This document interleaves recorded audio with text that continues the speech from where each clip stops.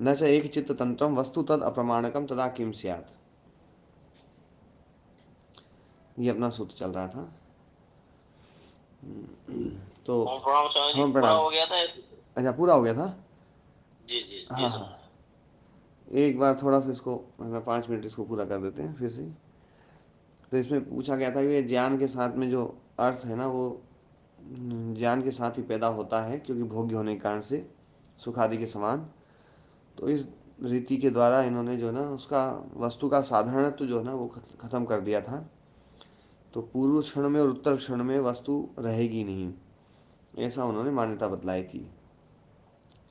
तो सूत्रकार ने कहा कि ऐसा नहीं है। एक चित्त तंत्रम वस्तु, है ना, एक चित्त तंत्र वस्तु यदि हो तो वो चित्त जब नहीं होगा तब क्या होगा, तद अप्रमाणकम, तो वह अप्रमाणक हो जाएगी वस्तु। तदा किम स्यात्, फिर क्या होगा। तो एक चित्त तंत्रम चेद वस्तु स्यात् तदा चित्ते व्यग्रे निरुद्धे वा स्वरूपम एव, है ना, तेन अपरामृष्टम। जब चित्त व्यग्र हो जाए या निरुद्ध हो जाए तो स्वरूपम एव तेन अपरामृष्टम, तो उस चित्त के द्वारा वो अपरामिष्ट हो जाएगी, अननुभवनीय हो जाएगी, वो अनुभव के योग्य नहीं रहेगी। और जब वो अनुभव के योग्य नहीं रहेगी तो वस्तु समाप्त होनी चाहिए, क्योंकि अन्य के लिए वो अविषयीभूत है। क्योंकि आपका सिद्धांत है अन्य के लिए विषयीभूत नहीं हो सकती वो, तो फिर अप्रमाणक हो जाएगी। अग्रहित स्वभाव कम, है ना, किसी के भी द्वारा गृहित स्वभाव वाली नहीं होनी चाहिए। लेकिन व्यवहार में ऐसा दिखाई नहीं देता है, व्यवहार में वो सबके द्वारा गृहित होती रहती है ना। तदानीम किम तत्स्यात्, तो वस्तु का क्या होगा। और संबंध्यमानम जब पुनश्चित्तेन, और चित्त जब उससे संबद्ध हो जाएगा, है ना, तो वो कहाँ से उत्पन्न होगी वो वस्तु। जब वस्तु ज्ञान के साथ समाप्त होनी चाहिए तो समाप्त हो गई, फिर उत्पन्न कहाँ से हो रही वो। वही वस्तु कैसे उत्पन्न हो रही, क्योंकि वस्तु एक बार गई तो फिर तो दूसरी, मतलब उस जैसी दूसरी हो सकती है, पर वो कैसे होगी। ये च अनुपस्थिता भागा, और जो उस वस्तु के अनुपस्थित भाग हैं, है ना, ते च अस्य न स्युः, है ना। यहाँ पर अश्य, दो अश्य हैं, एक अश्य चित्तस्य कृत्य आ जाएगा, एक अश्य वस्तुनः के साथ संबंध लगेगा। ये च अश्य मतलब चित्तस्य कृते अनुपस्थिता भागा, उस वस्तु के अनुपस्थित भाग हैं, है ना। तो वस्तु के नहीं होने चाहिए, क्योंकि अनुपस्थित भाग हैं, तो वो तो ज्ञान के साथ में जुड़ ही नहीं रहे हैं। तो ज्ञान के साथ में नहीं जुड़ रहे हैं, तो ज्ञान के साथ में जो जुड़ी चीज़ है वही पैदा होगी। अब जो भाग मतलब है ही नहीं, ज्ञान के साथ जुड़ा ही नहीं है, तो वो भाग तो होना ही नहीं चाहिए। तो मतलब बात यह है कि दरवाज़ा है तो दरवाजे में जो पेंट है ना वही दिखाई दे रहा है अपने को, तो बस पेंट ही पेंट है, दरवाज़ा तो है ही नहीं। यूँ ही बिना मतलब में दरवाजे के लिए अपन मेहनत करते हैं, लोहा लाओ, ये लाओ, वो लाओ, है ना, बस केवल पेंट ही पेंट दिखाई देता है। तो पेंट ही पेंट जो है वही है अस्तित्व में, बाकी तो कुछ है ही नहीं। तो कितना मतलब जो है ना अव्यवहारिक सिद्धांत है ये, है ना। एवं जी न, मैं। हाँ जी, एवं जी नास्ति महाराज, पृष्ठम उदरम अपनी न गृह्येत। जी, जिसका, है ना, जिसके पीठ नहीं है तो उधर भी गृहित नहीं हो सकता है। यदि पीठ ही नहीं है तो उधर कैसे होगा, है ना। ये एक सिद्धांत बात है, सैद्धांतिक बात है। तस्मात् स्वतंत्रो अर्थ, इसलिए अर्थ स्वतंत्र है। सर्व पुरुष साधारण, सभी पुरुष के लिए साधारण। स्वतंत्राणि च चित्तानि, और स्वतंत्र चित्त हैं। प्रति पुरुषम प्रवर्तन्ते, और प्रत्येक पुरुष में वो, है ना, प्रत्येक पुरुष के साथ में प्रवृत्त होता है। पुरुष मतलब संघातात्मक पुरुष। तयो संबंधात उपलब्धि ही पुरुषस्य भोगायति, और उन दोनों के संबंध से वस्तु और चित्त, अर्थ और चित्त, या विषय और चित्त, उसके संबंध से ही जो है पुरुष का भोग होता है। तो ये बात जो है ना यहाँ पर इन्होंने कही। ये सूत्र अपना पूरा हुआ। अब आगे ओ जो है, महाराज जी, हाँ जी ओम। तयो संबंध महाराज जी, तो तयो से क्या अर्थ, चित्त और पुरुष का या चित्त और वस्तु का। चित्त और अर्थ का। स्वतंत्रो चित्त और अर्थ, अर्थ। स्वतंत्रो अर्थ स्वतंत्राणि च चित्तानि, जी महाराज। दो बात कही ना, है ना। तो तयो स्वतंत्र, है ना, स्वतंत्र यो हो, स्वतंत्र कौन कौन, अर्थ और चित्त, अर्थ जी चित्तयो हो, जी। है ना। हाँ, संबंधात उपलब्धि पुरुषस्य भोगः, है ना, क्योंकि पुरुष का भोग ये है ना, दोनों का संबंध है ना, और संघातात्मक पुरुष का भोग है। अब आगे, तदुपरागापेक्षित्वात् चित्तस्य वस्तु ज्ञाता ज्ञातम। तद उपरागापेक्षित्वात्, अब इसको थोड़ा सा समझ लो। तद है वस्तु, विषयभूत जो वस्तु है, अर्थ, अर्थ कहें, वस्तु कहें, है ना, या विषय कहें, तो जो विषयभूत वस्तु है, विषयभूत अर्थ है, जिसको चित्त देख रहा है, जिसको चित्त जो है ना जान रहा है, वो विषय वस्तु, विषयभूत वस्तु जो है, उपरागापेक्षित्वात्, उपराग की अपेक्षा से, चित्तस्य वस्तु ज्ञाता ज्ञातम, चित्त के लिए वस्तु जो है ज्ञात और अज्ञात होती है। जब वो विषय उपरक्त है तो वो ज्ञात है, और विषय यदि उपरक्त नहीं है तो वो अज्ञात है। चित्त के लिए वस्तु ज्ञात और अज्ञात कैसे होती है? तद उपरागात, तद उपरागापेक्षित्वात्, उस वस्तु के उपराग की अपेक्षा के कारण से। उपराग की अपेक्षा होगी, उपराग की अपेक्षा दोनों में होती है। उपराग है तो ज्ञात है, उपराग नहीं है तो अज्ञात है। तो उपराग मतलब उससे युक्त है, संबंधित है ना, युक्त, उससे जुड़ी हुई। जैसे चुंबक लोहे से जुड़ जाती है ना, चुंबक जो है लोहे से जुड़ जाती है तो वो लोहा से उपरक्त हो गई, लोहा जो है चुंबक से उपरक्त हो गया, युक्त हो गया, जुड़ गया, संबंधित हो गया। तो यहाँ पर यही बात कहना चाह रहे हैं कि चित्त जो है, चित्त और विषय, इनका आपस में जो संबंध है वो लोहे और चुंबक जैसा है। चित्त का जो पुरुष के साथ संबंध है वो स्फटिक मणि और फूल जैसा है। अच्छा, स्फटिक मणि और फूल में महंगा है, महंगी है स्फटिक मणि, ध्यान देने वाली बात है। स्फटिक मणि महंगी है, इसलिए हम जो है मुकेश जी, हम ये सोचते हैं कि आत्मा ना स्फटिक मणि की जगह पर बिठाएंगे। जी जी स्वामी जी। पर स्फटिक मणि की जगह पर चित्त को बिठाते हैं, फूल की जगह आत्मा को बिठाते हैं। तो फूल फैले हुए हैं, उसमें स्फटिक मणि रखी तो स्फटिक मणि जो है ना वो फूल के कलर से उपरक्त हो जाएगी। रक्त मतलब लाल, तो लाल है फूल, और है ना मणि जो है ना वो उपरक्त हो जाएगी। समीपता के कारण से लाल हुई है, समीपता के कारण से लाल हुई है, लाल है नहीं, समीपता के कारण से लाल हुई है। समीपता खत्म होगी, लाल खत्म हो जाएगा। तो समीपता के कारण से लाल हुई है, उसी को बोलते हैं उपरक्त। उपरक्त मतलब समीपता के कारण से एक का गुण दूसरे में दिखाई देने लग जाए। तो अपनी चर्चा चल रही थी कि विषय जो है ना वो चुंबक है और चित्त लोहा है। अच्छा, यहाँ पर भी इस उदाहरण में भी हमें समझ, मतलब लगता तो ऐसा है कि यार चित्त को चुंबक होना चाहिए, विषय को लोहा होना चाहिए। क्यों मुकेश जी? जी महाराज, जी महाराज, विपरीत लग रहा है सामान्य बुद्धि से। जी जी स्वामी। है ना, लेकिन है ना जो है ना विषय जो है ना विषय चुंबक है, विषय चुंबक है। क्यों चुंबक है ये भी समझ लो।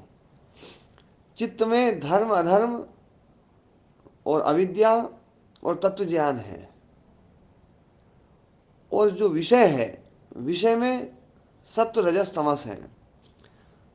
तो सत्व रजस तमस उस धर्म अधर्म की अपेक्षा रख करके उससे चिपकते हैं, और चिपक करके सुख ज्ञान, दुख ज्ञान, है ना, मोह ज्ञान या तत्व ज्ञान देते हैं,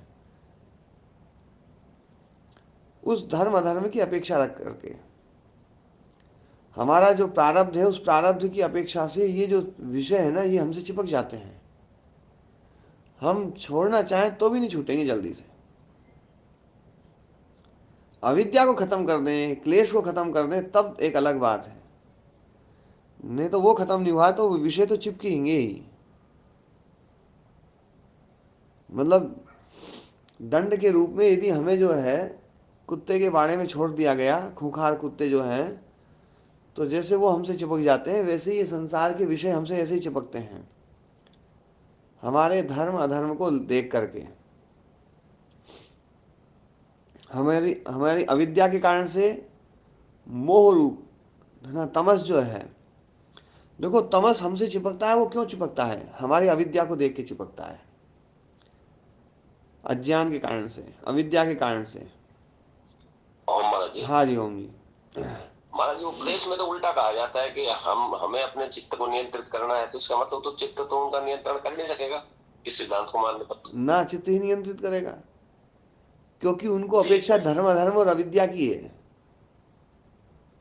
लेकिन महाराज जी, धर्म अधर्म अविद्या तो जो है उसको तो चित्त अपनी मर्जी से तो हटा नहीं सकेगा। अविद्या को खत्म कर सकता है। अविद्या को खत्म करने पर सबसे बड़ा काम ये होगा कि मोह खत्म होगा। जो मोह जी। ज्ञान था ना, जो जी। मूढ़ ज्ञान, वो समाप्त होगा। सबसे पहले मूढ़ ज्ञान समाप्त होता है, सुख दुख पहले समाप्त नहीं होते हैं। जी महाराज जी। मोह ज्ञान इस पर समाप्त होता है सबसे पहले।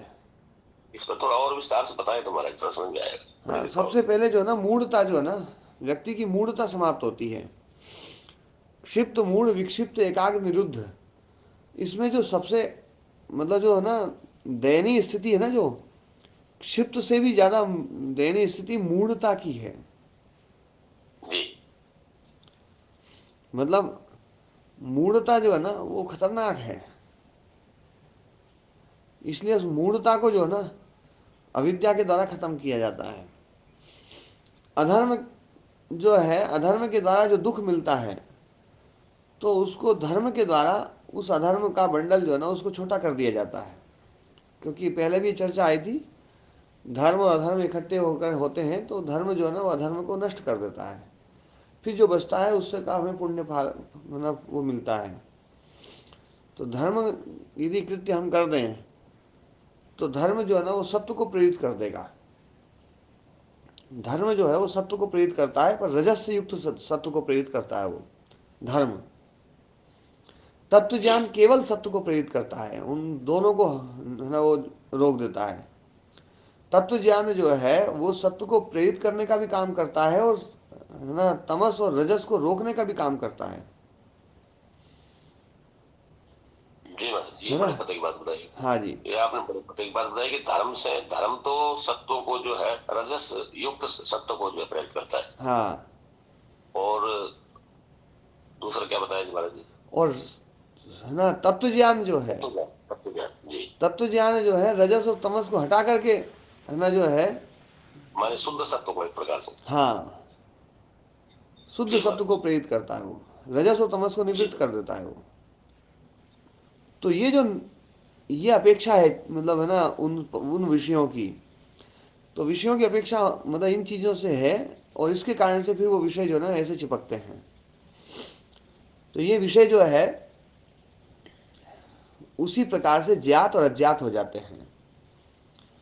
चाहे मोह रूप में ज्ञान दे रहे हो, मतलब मोह मोह ज्ञान दे रहे हो, मतलब मूढ़ ज्ञान, चाहे सुख ज्ञान दे रहे हो, चाहे दुख ज्ञान दे रहे हो, चाहे तत्व ज्ञान दे रहे हो, चारों अवस्था में वो विषय जो है चित्त के लिए ज्ञात तो हो ही रहा है। क्यों जी मुकेश जी? जी। है जी ना। समझ गया। हाँ, चिपक तो रहा ही है। और जो नहीं चिपक रहा है, जो अभी ये चारों नहीं दे रहा है, वो अज्ञात। अभी मैं इस फूल को सूंघ रहा हूं, तो ये फूल मुझे कुछ ना कुछ तो दे रहा है, चाहे मोह ज्ञान दे, चाहे तत्व है ना जो है ना सुख ज्ञान दे, चाहे दुख ज्ञान दे, चाहे तत्व ज्ञान दे, है ना। वहां पर यही बात आई थी ना कि एक ही स्त्री चार प्रकार का ज्ञान देती है। एक ही स्त्री विषय बनती है जिसके लिए उस वो एक ही स्त्री जो है ना तत्व ज्ञान भी देती है, मोह ज्ञान भी देती है, सुख ज्ञान भी देती है, दुख ज्ञान भी देती है। वहां पर और यही विषय गुरुदेव था। माफ करना मेरे को, हाँ माफ करना गुरुदेव, मैं थोड़ी सी रिक्वेस्ट करती हूँ। ये हाँ मोह ही नहीं समझ में आ रहा है गुरु, तो ये पर्सन बड़ा परेशान हाँ। करता है मोह मुझे, ये मतलब समझाने मूर्खता में। माता जी। मोह मतलब मूर्खता क्या मूर्खता। है? हाँ, मूर्खता। ये मूर्खता भी नहीं समझ में आ रही गुरुदेव। ये मूर्खता मतलब जो काम है ना, जो है ना, मतलब जो बाद में उसमें हंसी आएगी कि यार देखो हम ऐसे ही फंसे थे, देखो अपने बहुत सारे काम है अपने जवानी के जिन पे अब हंसी आती होगी, यार ये देखो अपन यूं ही बावड़े थे, यूं ही दुखी हो, यूं ही परेशान हो रहे थे, इसमें कुछ नहीं सार नहीं है, कुछ भी सार नहीं है बोले इसमें। यही मूर्खता है। थोड़ा सा आसान भाषा में गुरुदेव और थोड़ा सा खुल के बताइए। और आसान भाषा में माता जी, जिसको अपन मूर्खता कहते हैं ना, दुनिया वाल अपनी मूर्खता अपने को समझ में आ जाए ना तो अपन छोड़ ही देंगे। अपनी मूर्खता अपने को समझ में नहीं आएगी अभी। दूसरों की मूर्खता अपने को समझ में आती है कि कितने मूर्ख लोग हैं, देखो वो तो समझ में आती है ना माता जी। जी हाँ जी, आता आती ये आती है ना, दूसरों की मूर्खता समझ में आती है, अपनी मूर्खता समझ में आए तो अपन छोड़ ही देना उसको। है। ये समझना चाहिए गुरुदेव, ये समझना बहुत जरूरी है गुरुदेव ये बात। हाँ जी माता जी, आप क्या बोल रही हैं कृष्णा माता जी? जैसे बेफजूल की बातें करना या जैसे उल्टे सीधे काम करना, वही तो मूर्खता हुई। हाँ वही मूर्खता माता जी, पर जो है ना कई बार जो है ना हम उनको अच्छा काम भी मानते हैं। जैसे बेफजूल की बात जो कर रहा है ना, वो आदमी उसको अच्छा मानता है, उसमें रस लेता है। ऐसे ही हम भी जिन कामों को में रस ले रहे हैं, जिन कामों में रस ले रहे हैं, देखो अब देखो शादी ब्याह होती है, लोग जो है ना कितने फटाके फोड़ते हैं, लाखों लाखों रुपए के फटाके फोड़ देते हैं, है ना। अब ये मूर्खता है, लेकिन जो फोड़ रहे हैं ना उनसे पूछो वो क्या मजे ले रहे हैं, है ना। दारू पीना मूर्खता है, लेकिन दारू पीने वाला बिल्कुल एकदम वैसे ही हम भी कोई काम ऐसे कर रहे होंगे जो तत्व जाने के लिए मूर्खता वाले हैं, लेकिन अभी अपने को पता नहीं चल रहा है। अलवर जाना है, अलवर जाना है, रास्ता पकड़ लिया नीम के थाने का, है ना। भोपाल में कोई आदमी खड़ा है, दिल्ली जाना है और बंबई का रास्ता पकड़ लिया, ये मूर्खता है। ऐसे ही हमें, है ना, अपने आत्म स्वरूप को पाना है, अपने तत्व अपने स्वरूप को पाना है, लेकिन हम संसार की तरफ भाग रहे हैं, ये मूर्खता है। यही सबसे बड़ी मूर्खता है हाँ स्वामी। जी। संसार में जहां दुख नहीं है, जहां सुख नहीं है, दुख ही दुख है, वहां सुख ढूंढना मूर्खता है। जी जी। संसार बिल्कुल नित्य नहीं है, उसमें नित्यता देखना ये मूर्खता है। संसार बिल्कुल आत्मस्वरूप नहीं है, उसी को आत्मस्वरूप मानना ये मूर्खता है ना। और संसार बिल्कुल अपवित्र है, बिल्कुल अपवित्र, भयंकर अपवित्र है, लेकिन उसको पवित्र मानना ये मूर्खता है ना। यही अविद्या का स्वरूप है। और अविद्या की अपेक्षा रखता है मूढ़ ज्ञान। मूढ़ ज्ञान अविद्या की अपेक्षा रखता है। देखो इनका आपस में संबंध है। अविद्या का स्वरूप बताया आचार्य ने, ये चार चीज अविद्या का स्वरूप बताई, और इसी के साथ में मोह ज्ञान भी बता दिया। तो मोह ज्ञान, यही मोह ज्ञान है, यही मूर्खता है, सबसे बड़ी मूर्खता है ये। हो गया स्पष्ट जी? जी महाराज जी, बहुत अच्छे से हो गया जी। तो है ना, जो है कोई भी विषय चिपकने वाला है, विषय चुंबक वही है, लेकिन चुंबक भी लोहे की तो अपेक्षा रखेगा ना, ऐसे थोड़ी चिपक जाएगा वो। बगल लोगे तो किसके चुपकेगा। हाँ, लोहे की अपेक्षा रखेगा। ऐसे ही ये विषय जो है ना, इन चार चीजों की अपेक्षा रखते हैं। चार चीजों की अपेक्षा रख करके, मतलब अविद्या की अपेक्षा रखता है। अविद्या मिल जाए तो वो मूढ़ ज्ञान दे देता है, धर्म मिल जाए तो सुख ज्ञान दे देता है, अधर्म मिल जाए तो दुख ज्ञान दे देता है। वही वस्तु, एक ही वस्तु, एक ही वस्तु जो है ना, ये ज्ञान देती है, देखो। और यही संसार जो है ना, आपको सुख दे रहा था, दुख दे रहा था, मोह ज्ञान दे रहा था, यही संसार यदि आपके भीतर तत्व ज्ञान हो, मतलब हो जाए ना, है ना, सम्यक दर्शन आ जाए, तो यही संसार आपको तत्व ज्ञान देगा। ओ महाराज, हाँ जी। तत्व ज्ञान का तो यही तो मतलब हुआ ना, विषय का अगर खुल गया तो बस फिर वो क्यों करेगा इधर उधर। हाँ, फिर वो ये संसार अपने स्वरूप को स्पष्ट कर देगा, अपने स्वरूप को खोल देगा, भैया मैं ऐसा ही हूं, देखो, है ना, जो है तत्व ज्ञान। तत्व ज्ञान में संसार का ही ज्ञान होता है, किसी और का ज्ञान नहीं होता है। जी महाराज जी। ये बिल्कुल समझ लेना, तत्व ज्ञान में ना तो कोई ईश्वर का ज्ञान होगा, ना आत्मा का ज्ञान होगा। तत्व हमारा ज्ञान जी में ईश्वर आपने का यही तो ज्ञान होता समझाया है, है ना। यही तो समझाया है, बिल्कुल इसी में उलझे हुए थे हम। जी, है ना। और इसी बात को जो है ना, मतलब माध्यस्थ ज्ञान भी बोल दिया। और वही बात देखो यहाँ पर बताई है ना, जो है उस वाले सूत्र में बताई थी कि स्त्री, एक ही स्त्री जो ना कैसे जो ना सुख ज्ञान में हेतु बन रही है, एक ही स्त्री वही दुख ज्ञान में भी हेतु बन रही है, एक ही स्त्री मोह ज्ञान में भी हेतु बन रही है, एक ही स्त्री जो ना वो माध्यस्थ ज्ञान में भी हेतु बन रही है। पर वो अपेक्षा रखती है किसकी? धर्म अधर्म, अविद्या और तत्व ज्ञान की, है ना, सम्यक दर्शन, इनकी अपेक्षा रखती है। तो ये बात स्पष्ट रूप से समझ करके अब इस सूत्र को देखो कि तद उपरा, अब ये जो ना जो चुंबक है ना वो विषय है, चिपकने वाले है ना चुंबक है, ये गुण वृत्त है सारे, और ये गुण वृत्त से ढका हुआ है संसार पूरा का पूरा। और ये सारे गुण वृत्त जो है ना आदमी को सुखी दुखी होकर के मूड मूड बना करके नचा रहे हैं ये, है ना। किसी को ज्ञानी बना रहे हैं, किसी को, पर ज्ञानी उसी को बना रहे हैं जिसमें धर्म है ना। अज्ञानी उसी को बना रहे हैं जिसमें अधर्म है या मोह है, अविद्या है, उसको ये मतलब जो है ना मूढ़ बना रहे हैं, मूर्ख बना रहे हैं उसको। तो मूर्ख बना रहे हैं, ये दुखी भी कर रहे हैं और ये तत्व ज्ञान भी दे रहे हैं। सब सारा संसार बस यही है ना, इसी काम में लगा हुआ है। पर इसमें अपेक्षा जो है ना, ये अपेक्षा जब समझ में आ जाएगी तो हम जितना जितना अपने भीतर से अविद्या को हटाएंगे। देखो एक बात मैं बताता हूं, यदि किसी को काम सताए तो समझना ये काम जो है सताना, ये बिल्कुल भयंकर है ना मोह की अवस्था है। काम जो है ना मोह का रूप है, तमस का रूप है, और तमस का रूप है, और ये अविद्या के कारण से पैदा हो रहा है। जिस दिन विद्या हो जाएगी ना, काम नहीं सताएगा, है ना। क्रोध सता रहा है तो है ना रजोगुण और तमोगुण दोनों मिले हुए हैं, है ना। तो ये क्योंकि काम भी क्रोध, उसमें भी रजोगुण साथ में होता है। काम ऐसा क्रोध ऐसा रजोगुण समुद्भव महाशनो महापापमा, है ना। ये नित्य वैरी है, विध्येनम नित्य वैरिणम। इस नित्य वैरी को जो है ना, इसको इसको तू मार बोले। तो ये भयंकर है, काम क्रोध लोभ मोह, ये जो है।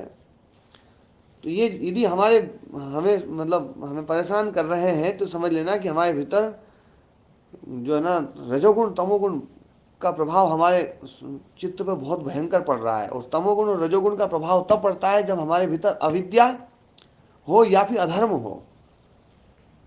जी महाराज जी।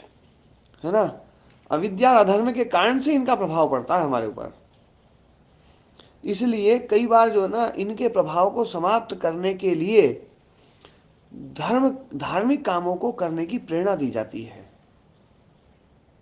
तो धार्मिक कामों की प्रेरणा जो है ना, ये रजोगुण और तमोगुण के प्रभाव को भी क्षीण करती है। ये तत्व की बात है ये। जी महाराज जी। हाँ, ये मतलब बहुत गहरी बात बता रहा हूँ कि धार्मिक कामों की जो प्रेरणा है, जो बच्चे धार्मिक काम में लगे रहते हैं, धर्म के काम में, पेड़ लगाना है, यज्ञ करना है, दान देना है, गायों की सेवा करना है, तो स्वाभाविक रूप से उनके जीवन में जो है रजोगुण और तमोगुण का प्रभाव कम हो जाएगा। क्योंकि रजोगुण और तमोगुण जो है वो अधर्म को और अविद्या को ढूंढते हैं। धर्म जहां पर होगा वहां सत्वगुण जो है ना काम करना प्रारंभ कर देगा। बिल्कुल महाराज जी। हाँ, इसलिए बच्चों को इन कामों में जरूर प्रेरित करना चाहिए। आज हमारे बच्चे जो है ना वो इन कामों में प्रेरित नहीं हो रहे हैं। कल एक स्कूल के एक बहुत एक प्रतिष्ठित स्कूल है, आप भी जानते होंगे जी, वो है ना उनका नाम वो जो ग्रीन वैली स्कूल वाले जो है ना। वो तो मेरे समधी हैं। अच्छा, आपके समधी हैं। हाँ सगी हाँ, समधी हैं। अच्छा। तो वो कल पूछ रहे थे, मतलब कल एक बात बता रहे थे, बोले गुरुजी स्कूलों में यह हाल हो गया है, विद्यालय में चलाता हूँ, तो विद्यालय में यदि किसी बच्चे को हमने कह दिया ना भैया पानी पिला दो, तो अभिभावक का तुरंत फोन आ जाएगा, बोले बच्चे को पानी पिलाने के लिए भेजाएगा स्कूल में, यही स्थिति है महाराज जी। है ना। तो मैं जो है मैं सोचता हूँ मन की, देखो बच्चों को जो सेवा के काम थे, सेवा सिखाने का काम था जो ना, वो उससे बिल्कुल वंचित रखा जा रहा है। तो उनका जो धर्म का पक्ष है ना वो तो बिल्कुल ही है ना जो ना कमजोर होता जा रहा है। तो आगे जाकर के उनको जो ना रजोगुण और तमोगुण ही प्रभावित करेंगे। और वो यही कहते, और वो उसमें फिर उन्होंने अगली बात समस्या रखी, बोले गुरुजी 9वीं 10वीं 11वीं 12वीं इन स्कूलों के बच्चों को हमें संभालने में भयंकर दिक्कत हो रही है। लड़के लड़कियों को दूर बिठाए तो बोले जी हम तो कोई गलत बात थोड़ी कर रहे हैं, ये नहीं कर रहे हैं, वो नहीं कर रहे हैं, हम तो बस बैठ के भोजन ही तो कर रहे हैं, खा रहे हैं, है ना। बोले इतनी समस्या, भयंकर समस्या, बोले अब क्या करें। तो ये इसका कारण जो है ना कि हम बच्चे को धर्म में नहीं लगाते हैं। धर्म और ज्ञान ये दो चीजें बहुत जरूरी है बच्चों के जीवन के लिए। ज्ञान जो है वो अविद्या को मारेगा, धर्म अधर्म को मारेगा, खत्म करेगा, और उसके कारण से रजोगुण और तमोगुण का प्रभाव बालक पर धीरे धीरे खत्म होता जाएगा। केवल धर्म दिया, ज्ञान नहीं दिया, तो धर्म जो है ना वो अधर्म को तो खत्म करेगा, लेकिन तमोगुण का जो प्रभाव है अविद्या के कारण से वो समाप्त नहीं होगा जल्दी से। इसलिए उसे ज्ञान भी देना पड़ेगा। तो ज्ञान भी आवश्यक है और धर्म भी आवश्यक है। तो बच्चों को धार्मिक काम में लगाते रहना चाहिए। आजकल क्या है, जिस प्रकार से ना पढ़ाई का बहुत भयंकर ना कंपटीशन चालू हो गया है, तो बच्चों के ऊपर इतना जोर दे दिया गया है कि बच्चा बस केवल पढ़े और कुछ नहीं करे, है ना, केवल पढ़ाई करे और सारे काम जो है ना बोले भैया और कुछ जरूरत नहीं है। अतिथि आए बोले हम सेवा कर लेंगे, कोई यज्ञ हो रहा है बोले हम आहुति दे देंगे, तुम्हारी जरूरत नहीं है। पूजा पाठ करना बोले हम कर लेंगे। बच्चों को ना तो पूजा पाठ से मतलब ना और किसी चीज से मतलब। आज देखो बच्चों को कोई लेकर के नहीं जाता है। कोई सत्संग हो रहा है, समाज के सत्संग हो रहे हैं, किसी के बच्चे जाते हैं साथ में? नहीं जाते महाराज, है ना, क्यों नहीं जा रहे हैं? क्योंकि कंपटीशन अब तो इतना। 80 साल के ऊपर के जाते हैं। हाँ, बेंच पे ठोडी रख के बैठने वाले, हाँ, ठोडी रखने के सहारा चाहिए बैठ बस। हाँ, तो कंपटीशन बच्चों का इतना ज़्यादा हो गया है कि अभिभावक को ये लगता है कि यदि 2-3 घंटे वहाँ जाएगा तो खराब ही करेगा, क्योंकि ये भी यहाँ रहेगा तो कुछ पढ़ लेगा, घर में होमवर्क कर लेगा, ये कर लेगा, वो कर लेगा। ये इतना सिस्टम इतना खराब हो गया है।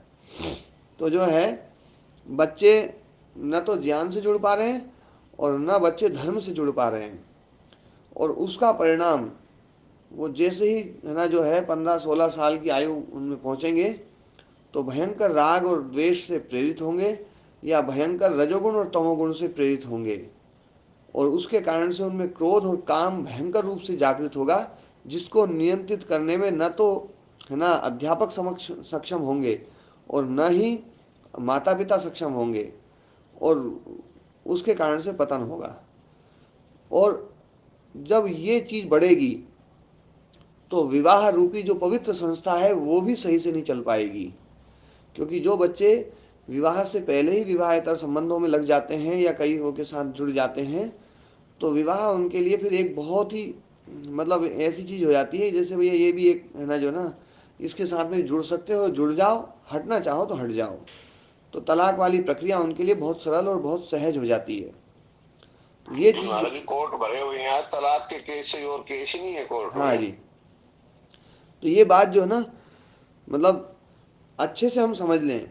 विषय जितने भी हैं सारे संसार के विषय, ये विषय धर्म अधर्म अविद्या और तत्व ज्ञान को देख करके चित्त से चिपकते हैं। चित्त से चिपकने का इनका जो रोल है ना, वो चिपकते वो हैं, लेकिन चित्त की अपेक्षा भी रखते हैं कि चित्त में ये चीज होनी चाहिए। महाराज जी, हाँ मेरे है ना मुनि जी की एक बार सुन लेते हैं जी। दयाराम जी आप चलो सुनाओ। हाँ जी मुनि जी। हमारे आश्रम में तो सारे बच्चे पूरा मेहनत करते हैं जी, और जितने भी हमारे अतिथिगण आते हैं उनका पूरा सम्मान करते हैं। हमारे तो वहाँ पूरा हमारे जितने भी बच्चे हैं ब्रह्मचारी हैं उनको पूरा आप जो सिखाते हैं तो वो जीवन का एक लक्ष्य लेकर के चल रहे हैं। जितने भी हमारे ब्रह्मचारी गण हैं जो हमारे अतिथि गण आते हैं उनके प्लेट को खुद साफ करते हैं। ऐसे संस्कार हमारे गुरुकुल में दिए जाते हैं जी। मुझे अपने वाले में तो बिल्कुल ओके। हाँ जी जी दयाराम जी आप कुछ बोल रहे थे। महाराज जी मैं ये पूछ रहा था कि इसी क्रम में जैसे काम का मूल आपने बताया मुख्य रूप से तमोगुण, और क्रोध का मूल आपने बताया रजोगुण तमोगुण, तो इसी क्रम में महाराज जी लोभ का मूल क्या है? लोभ का मूल भी जो ना रजोगुण और तमोगुण ही है। ये रजोगुण तमोगुण, तमोगुण से युक्त जो रजोगुण है ना जी, ये ही इनका तीनों का मूल है जी महाराज। तीनों का मूल जो है ना, पर इसमें रजोगुण बहुत एक्टिव होता है। केवल तमोगुण जो है ना बहुत, मतलब तमोगुण जो है ना रजोगुण को भी एक्टिव कर देता है। मूढ़ता जो है ना वो तामसिकता को पैदा कर देती है। जी ये भी एक मतलब चीज देखी जाती है ना। जी महाराज जी, हाँ वहाँ गीता में ये नरक के दरवाजे 3 बताए हैं, काम, क्रोध और हाँ, लोभ। त्रिविधम नरकस्येदम द्वारम नाशनम आत्मनः काम क्रोध तथा लोभ तस्मात् एतत्त्रयम् व्रजेत। जी जी। एक अभी चर्चा चल रही थी कि काम क्रोध लोभ इनको हटाने के लिए है ना बच्चों को धर्म से जोड़ना बहुत जरूरी है, और बच्चों को ज्ञान से जोड़ना भी जरूरी है। हाँ जी मदन मोहन जी, आप कुछ बोल रहे थे। हाँ, प्रणाम महाराज जी। हाँ प्रणाम जी। महाराज जी, इसका व्यवहारिक जो सामंजस्य है ना, जो गला काट कंपटीशन है या एक्सपेक्टेशन है बच्चों से, और दूसरा मूल रूप से उनका मतलब मनुष्य जीवन सफल हो, है ना, इन दोनों का कैसे सामंजस्य बैठाया जाए आज के समय में व्यवहारिक रूप से? देखो मैं ऐसा समझता हूँ, आप सब लोग जो ना यहाँ पर जितने बैठे हुए हैं सब पुराने सिस्टम से पढ़े हुए हैं। मुझे बहुत अच्छी तरीके से याद है कि मैं 6वीं में था ना, मुझे कुछ नहीं आता था। 6वीं में था तो मतलब जो है ना बहुत थोड़ा, मतलब कुछ समझ ऐसी थी नहीं। और 8वीं में गया तो भी बहुत थोड़ी समझ बनी थी, ऐसा नहीं था कि मतलब मैं कोई बहुत ज़्यादा। हाँ मैं गणित में बहुत तेज था। गणित में जो है, क्योंकि मुझे बचपन से जो ना एक ऐसे गुरुजी मिले थे जिन्होंने बहुत पहाड़े याद करा दी थी, 34-35 तक के पहाड़े मुझे याद थे। और गणित में बड़ी रुचि भी थी, कि गणित है ना समझ में आने वाली चीज़ है बिल्कुल। उसमें कोई भी चीज़ है ना ऐसी नहीं है कि जो मतलब है ना सिद्धांत विरुद्ध हो। बिल्कुल एकदम समझ में आने वाली बात है भैया, यहाँ इसके बाद में यही होगा, इसके बाद में यही होगा, है ना। 2 का पहाड़ा चलेगा तो 2 के बाद में 2 पहला जुड़ेगा तो 2 4 ही होगा, और फिर अगला 6 ही होगा, और फिर 8 ही होगा, और फिर 10 ही होगा, और फिर 12 होगा, 20 के बाद में 20 के बाद 22 भी होगा, और 24 भी होगा। वो तो पहाड़ा हमें वह 10 तक याद कराया। वास्तव में देखा जाए तो उसका 11 से भी गुणा होगा, 12 से भी होगा, 13 से भी होगा, 14 से भी होगा, और वो चलता जाएगा चलता जाएगा, मतलब है ना, पर सिद्धांत नहीं हटेगा, चलता ही चला जाएगा। अब इसमें यूं नहीं है ना जो ना कि भैया दशरथ जी के पुत्र राम जी, भैया उनका नाम राम क्यों पड़ा, कोई लॉजिक होना चाहिए ना। और राम के पुत्र का नाम क्या होना चाहिए, याद करना पड़ेगा आपको। लव और कुश है भैया, और लव कुश के बालक का क्या नाम होगा, कोई लॉजिक थोड़ी है, वो तो कुछ भी रख सकते हैं, कोई लॉजिक नहीं है। तो ये इतिहास आदि चीजें जो है ना इनको याद करना पड़ता था। और वो गणित ऐसी चीज थी जो समझ में आने वाली बात थी, उसको याद नहीं करना पड़ता था कुछ भी। उसमें तो लॉजिक थी चीजें, मतलब एक सैद्धांतिक चीज है, तो इसलिए मुझे बड़ा सरल लगता था, बाकी चीजें बड़ी कठिन लगती थी। तो 8वीं तक मुझे जो है ना मतलब बहुत कम ध्यान था। फिर मुझे बहुत अच्छी तरीके से ध्यान है, मैं 11वीं तक पढ़ा, तो 11वीं तक भी कोई बहुत ज़्यादा समझ विकसित नहीं हुई, बहुत ज़्यादा मतलब है ना, लेकिन विकसित होनी शुरू हो गई थी अब। और उसके बाद में जो पढ़ाई हुई उसके बाद में मतलब जो है, मतलब एक यूं लगा कि ये जो है ना, अब मैं देखता हूँ ये मेरे साथ में घटा, आप लोगों के साथ में भी देखेंगे ना आप लोग, कि आप लोग 5वीं 6वीं में ना तो कोई अंग्रेजी जानते थे, ना कोई वो है ना जो है ना ज़्यादा कुछ जानकारी नहीं थी। आज आप लोग बोलिए बहुत स्वामी अच्छे। जी। हाँ जी। कक्षा 6 में हम लोगों को ABCD सबसे पहले सिखाई जाती थी। कक्षा 5 तक तो अंग्रेजी थी नहीं। तो जो बच्चे आजकल प्ले ग्रुप में और KG में सीखते हैं ना, हाँ ए, हाँ वो ए हम लोग कक्षा 6 में सीखते थे स्वामी जी। जी जी। लेकिन तो आज उस की वक्त शिक्षा से पढ़े हुए जो बच्चे हैं ना, वो बच्चे जब BA पढ़ लेते हैं या वो कर लेते हैं ना, उसके बाद में लगता है कि यार इनका जो एजुकेशन का लेवल है और हमारा जो एजुकेशन का लेवल है वो हमारा ज़्यादा अच्छा है। इनको बहुत सारी चीज़ें नहीं पता है। पता नहीं क्या हो रहा है कि इनको बचपन से ज़्यादा पढ़ा रहे हैं, तो ज़्यादा पढ़ाने के बाद में कुछ बहुत ज़्यादा पढ़ाना होना चाहिए, पढ़ाई उनकी ज़्यादा होनी चाहिए, पर वो ज़्यादा पढ़ाई हो नहीं रही है। तो मतलब ये जो सिस्टम है ना कि भैया बहुत पहले खूब पढ़ा दो और खूब पढ़ा दो और खूब पढ़ा दो, खूब पढ़ा दो, उसका लाभ मिल नहीं रहा है। आज मैं एक पढ़ रहा था, एक क्योंकि आज जो है एक आर्टिकल आया था, रामानुजनम जो है गणित के बड़े अच्छे वो हुए हैं, जो है उनका नाम जो है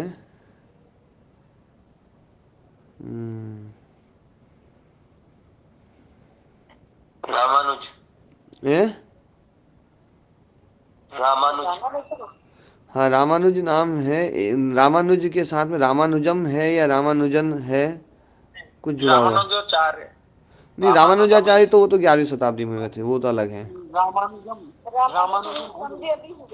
अंग्रेजों के काल में ही,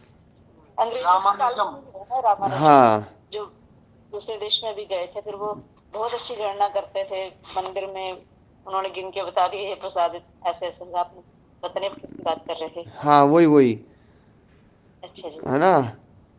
पे फिल्म बनी है बहुत अच्छी जी, अच्छा। रामानुजम पे। हाँ जी। हाँ।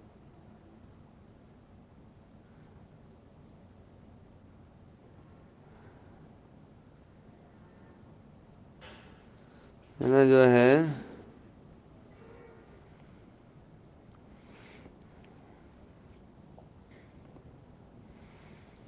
स्वामी जी क्या उनका नाम जानना चाह रहे हैं क्या स्वामी? हाँ, मतलब आज उनका जन्मदिन है। अच्छा, और श्रीनिवास रामानुजन। हाँ, श्रीनिवास रामानुजन। हाँ, श्रीनिवास रामानुजन थे। तो 10वीं में 3 बार फेल हुए। मतलब बड़ी गजब की बात देखो, 10वीं में 3 बार फेल हुए, और जिस स्कूल में फेल हुए आज उस स्कूल का नाम उनके नाम से है।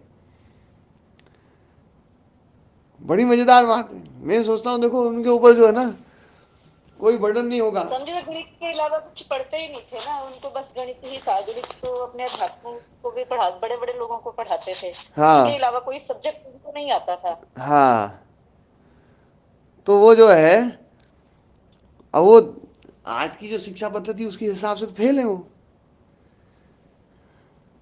क्योंकि हाँ जी, क्योंकि आज की शिक्षा पद्धति में तो जो है ना आप सारे विषय में नंबर लाते हैं तो ही तो पास होंगे। और हाँ जी, उस शिक्षा पद्धति ने तो उनको फेल किया था। ओम स्वामी महाराज। हाँ जी महाराज जी, आज की शिक्षा पद्धति को जैसा आंका जा रहा है उसके हिसाब से तो हमारे मेरे जैसे व्यक्तियों के लिए तो सर्वश्रेष्ठ व्यक्ति मैं जिनको मानता हूँ आज के समय में स्वामी रामदेव जी महाराज और मोदी जी महाराज, वो भी फेल है। हाँ। आज के जैसे शिक्षा पद्धति से आंका जाए जी। तो है ना, जो है वो 3 बार फेल हुए, और 3 बार फेल होकर के फिर जो है ना, मतलब अब क्या, मतलब जो है ना कैसी स्थिति मतलब वो रही होगी। और जिस स्कूल ने उनको फेल किया उस स्कूल ने अपना नाम उनके नाम पे रख लिया देखो। और 33 साल में मर भी गए वो, कोई यूं भी नहीं मतलब कोई बहुत ज्यादा जिए हों, 33 साल में मर गए, है ना। तो लेकिन फिर भी ऐसा नाम करके देखो गणित को लेकर के, मतलब जो है, तो मैं ये कहना चाह रहा था कि इतनी समझ जो है वो उस समय विकसित नहीं हो पाती है। लेकिन है ना, जो है हम ज़्यादा जोर देते हैं। हमें गुरुकुल में भी मैं देखता हूँ कि मतलब हमें ज़्यादा जोर देना पड़ता है बच्चों को, क्योंकि कंपटीशन में जो है ना लगाना है बच्चों को। तो इसलिए जो है वो है ना नंबर भी कमाए तो भी ये समस्या, बड़ी दिक्कतें खड़ी होंगी। तो लेकिन ये जो कंपटीशन है ना, ये कंपटीशन हमारे बच्चों को धर्म से और ज्ञान से दूर न हटाए, इसका ध्यान रखने की जिम्मेदारी अभिभावकों की होती है। यदि अभिभावक इसमें फेल हैं तो गड़बड़ है। अपनी बात तो यही चल रही थी। और ये बच्चों के साथ साथ हमारे लिए भी जो है ना बहुत ज़रूरी है। यदि हमें जो है काम परेशान कर रहा है, क्रोध परेशान कर रहा है, लोभ परेशान कर रहा है, तो हमें धर्म की तरफ प्रवृत्त होना पड़ेगा। हम पेड़ लगाएं, गायों की सेवा में लग जाएं, कुछ और काम में लग जाएं, और थोड़ा सा ज्ञान के उससे भी जुड़ जाएं, है ना। दोनों चीज़ें जो है ना वो हमें सहायता देंगी। हाँ जी महाराज जी, कहीं स्वामी दयानंद जी के भी शब्द मुझे ध्यान आ रहे हैं कि ऐसा कहा है उन्होंने कि विद्वान होना सबके लिए संभव नहीं हो सकता, परंतु धार्मिक होना तो सबके लिए संभव है। हाँ, धार्मिक सब हो सकते हैं ना। जी, तो अब ये जो है ना इस सूत्र को अपन पूरा पढ़ लेते हैं। अयस्कांत मणिकल्पा विषयाः, अयस्कांत मणि के समान है विषय। विषय जो है ना वो अयस्कांत मणि के समान, मतलब चुंबक के समान विषय, और अयः सधर्मकम चित्तम, और लोहे के समान धर्म वाला होता है चित्त। मतलब जैसे चुंबक और लोहे में जो है ना उदाहरण है, उस उदाहरण में यहाँ पर विषय और चित्त का जो उदाहरण साथ में फिट बिठाया जा रहा है, तो लोहे की जगह पर बैठेगा चित्त और चुंबक की जगह पर बैठेंगे विषय। तो वो विषय जो है वो चित्तम अभिसंबद्ध, चित्त को अपने से जोड़ करके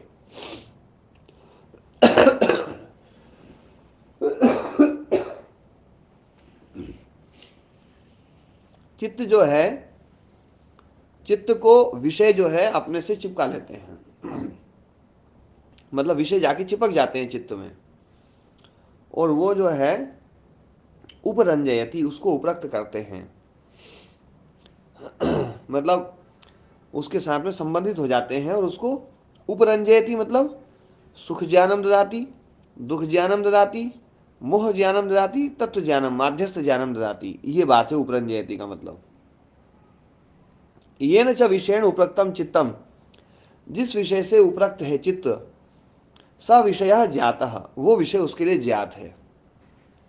जिस विषय से चित्त उपरक्त है वो विषय ज्ञात, ततो अन्य, उससे अलग अज्ञात, पुनः अज्ञातः। वस्तुनो ज्ञाता ज्ञात स्वरूपत्वात्, वस्तु के ज्ञात और अज्ञात स्वरूप के कारण से परिणामी चित्तम, चित्त परिणामी है। कोई चीज पहले पता नहीं थी, बाद में पता चली तो परिणामी हो गया, है ना।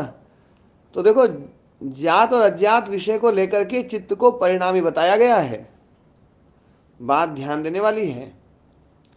यदि किसी भी वस्तु में कोई ज्ञान बाद में पैदा होता है जो पहले नहीं हो, और बाद में पैदा हो जाए, तो वो परिणामी ही माना जाएगा। परमात्मा भी आप में भी आप लोग इस फार्मूले को लगा सकते हो, है ना, कि परमात्मा को यदि अब नया नया ज्ञान उत्पन्न हो रहा है तो फिर वो परिणामी रहेगा, अपरिणामी नहीं रहेगा, है ना। जी महाराज जी, जब आपने इस बात पे जोर देना शुरू किया तभी मैं समझ गया था कि महाराज जी इसको यहीं तक पहुंचाएंगे। हाँ, नहीं, मैं तो देखो, मैं तो बार बार उस विषय को छेड़ता ही हूँ कि उसमें कुछ और भी तत्व निकलना हो तो निकल जाए, है ना। तो जो है, हाँ, पर उसमें कुछ निकलेगा नहीं। ओम गुरु जी। हाँ जी। आपने बताया था कि तत्व ज्ञान संसार को समझना है, थोड़ा हाँ, उसके खोल को बताएंगे जी। तत्व ज्ञान संसार को समझने का मतलब है, जो संप्रज्ञात समाधि के 4 भाग है ना, 4 रूप हैं, 4 अवस्थाएं, वितर्क, विचार, आनंद, अस्मितारूप संप्रज्ञात समाधि होती है।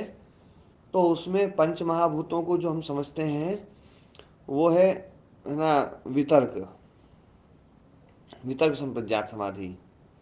जब हमें सूक्ष्म महाभूतों का स्वरूप स्पष्ट होता है तब वो होती है विचार संप्रज्ञात समाधि।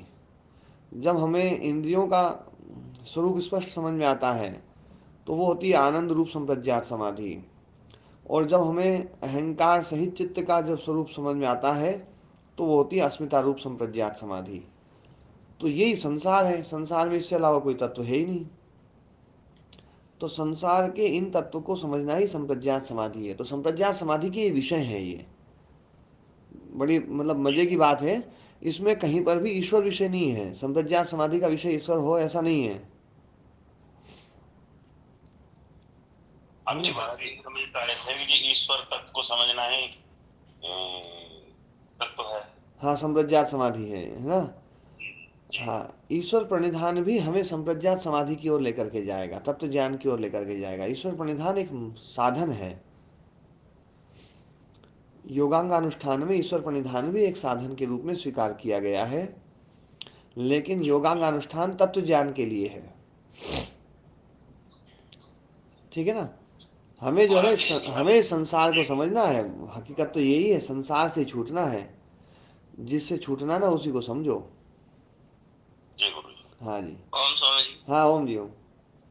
तो स्वामी जी ऐसा लग रहा है तो 2500-3000 सालों से जो है भारत की विद्या भी मतलब बिल्कुल अलग ही चली गई है। मतलब ये सब कुछ क्या हो रहा है, मतलब हाँ, मतलब जो ईश्वर और ये वो ईश्वर की जो व्याख्या है वो भी 2500-3000 सालों में पता नहीं कहाँ पहुंच गई। हाँ, 2500-3000 सालों में नहीं, ये लगभग ना 500-600 सालों में ज़्यादा गड़बड़ हुई है। और ये भी मतलब जो ना 200-300 सालों में और ज़्यादा गड़बड़ हुई है। अंग्रेजों ने इस पर बड़ा जोर दिया था कि इसको किसी प्रकार से ख़त्म किया जाए, है ना। तो उस पर उन्होंने ख़त्म करने का काम किया। और बीच के कालखंड में जो है ना, जो लड़ाई झगड़े ज़्यादा हुए ना, तो लोगों को लगा कि यार ये काम छोड़ के पहले अपनी अपनी रक्षा करो। तो रक्षा वाले काम में अच्छा मस्तिष्क जो है ना, वो रक्षा वाले काम में लग गया। इसके इसमें क्लियर क्लियर क्लियर ही हो रहा है। मतलब कहीं कोई ईश्वर को तो अनुभव करके उसको धन्यवाद ज्ञापित कर दो, बस इतना ही काम है ईश्वर के प्रति। हाँ। और हर्षण करो तो उसकी व्यवस्था के कारण, बाकी ईश्वर कुछ करेगा भी नहीं, ये भी बहुत क्लियर हो रहा है। और जो कुछ करना है वो चित्त के द्वारा हमको ही करना है जी। और संसार करेगा भी नहीं साधारण रूप में, क्योंकि अविद्या बड़ी प्रबल है। तो ये सब चीजें मतलब है तो बड़ी सी अलग सी है। हाँ हाँ। अच्छा, जितने स्पष्ट रूप से आपने बोल दिया ना, उतने स्पष्ट रूप से भी मैं बोल दूँ और दूसरे लोग बोल देना, या आप भी समाज में बोल दो, तो एकदम से जो है ना लोग कहेंगे यार ये तो बिल्कुल नास्तिक हो गया। ऐसे महाराज जी झगड़े खड़े हो जाएंगे उल्टे। हाँ स्वामी जी बस शिक्षा में ही बोल पाते हैं, क्योंकि अब आम आदमी तो उस चीज को कैसे बोल रहे हैं, जी वो तो अलग ही स्तर पे है। जी। और जबकि ये बिल्कुल पक्का है कि ईश्वर को लेकर के जितनी कृतज्ञता इस सिद्धांत में बन सकती है, उतनी किसी में नहीं बन सकती है। और जितना ईश्वर का स्वरूप इसमें विराट बन सकता है, जितना ईश्वर इसमें निरतिशय ज्ञान, निरतिशय बल से पावरफुल है, उतना किसी में नहीं है, किसी भी सिद्धांत में नहीं है। जी महाराज जी। हाँ जी। महाराज जी। हाँ जी। महाराज जी, मैं ये निवेदन करना चाह रहा था कि अपने योग दर्शन को यदि हम मुख्य रूप यानी योग दर्शन को आधार बना के अगर विचार करें, तो योग दर्शन में दो ही तत्व रखे हैं, दृष्टा और दृश्य। और दृश्य जो है उसका जो स्वरूप बताया, उसमें केवल भूत और इंद्रियां, और हमारी समाधि के विषय भी भूत और इंद्रियां ही हैं। तो इसमें ईश्वर को तो एक सहायक साधन के रूप में माना गया है। यहाँ तक एक बात समझ में आती है महाराज जी, इस पर आप क्या कहेंगे? बिल्कुल सही है। देखो, दृश्य और दृष्टा, तो दृश्य और दृष्टा जो है ना, वो दृष्टा में भी दृष्टा जो है ना दृश्य के कारण से है। जैसे जमीन और जमीन का स्वामी, जमीन नहीं हो तो जमीन का स्वामी स्वामी नहीं रहेगा, स्वामी धर्म उसमें से हट जाएगा। मतलब जमीन हटी है, उसका स्वामी थोड़ी हटाया, लेकिन फिर भी वो स्वामी हट जाएगा। क्यों जी प्रदीप व्यास जी? है ना, भूस्वामी अपन बोलते हैं। जैसे हमारी मंदिर की मूर्ति का जो मंदिर की मूर्ति जो है ना, ठाकुर जी जो है वो इस जमीन के भूस्वामी हैं। जमीन हट जाए तो स्वामी शब्द खत्म। तो स्वामी शब्द जो है वो उस जमीन के कारण से मिला हुआ है। ऐसे ही दृष्टा शब्द जो मिला वो इस दृश्य के कारण से मिला हुआ है। उसको दृश्य के कारण से उसको दृष्टा शब्द मिला हुआ है।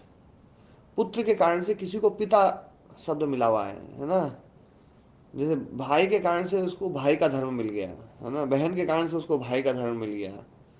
तो जो दूसरे के कारण से महाराज, दृष्टा का जो दृष्टित्व है वो भी दृश्य की अपेक्षा से ही है। हाँ, दृश्य की अपेक्षा से उसका स्वयं का धर्म नहीं है ये। जैसे पुतला जो है ना, पुतला जो है वो डराने वाले, वो लोग डर रहे हैं इसलिए उसको डराने वाला मान रहे हैं हम। तो डराने वाला जो उसको जो नाम दिया गया वो उसके डरने के कारण से, है ना। ये बात कई बार स्पष्ट कर दी गई है वैसे तो, है ना जी। तो आज ये अपना जो है चित्त जो है ज्ञात और अज्ञात स्वरूप होने के कारण से परिणामी होता है। जो विषय उससे उपरक्त है उसके लिए वो विषय वो ज्ञात है, बाकी विषय अज्ञात है। ये इन्होंने अपना तत्व, अपनी जो ना अपना सैद्धांतिक पक्ष जो ना इन्होंने स्थापित कर दिया, सैद्धांतिक पक्ष स्थापित कर दिया। और इन्होंने ये भी स्थापित करने के बाद में अगला सूत्र ये भी बता देंगे कि ये आत्मा जो है ना वो ज्ञात और अज्ञात नहीं रहता है। वो तो सदा ज्ञात ही है, जैसा है वो वैसा, वो सदा ही एक जैसा ही रहेगा। पर चित्त जो है ना वो ज्ञात और अज्ञात ही रहता है। वो कभी जानता है कभी नहीं जानता है। फिर जब होगी चीज तो जान जाएगा, नहीं हुई तो नहीं जानेगा, है ना। तो इसलिए ये चित्त जो है ना वो परिणामी है, और आत्म तत्व जो है वो अपरिणामी है। तो वो अपरिणामी के बारे में अगले सूत्र में चर्चा आएगी ना, उसको कल करेंगे। आज ही पाठ को विराम देते हैं। ओम शांति शांति। ओम ओम नमस्ते जी। ओम प्रणाम जी।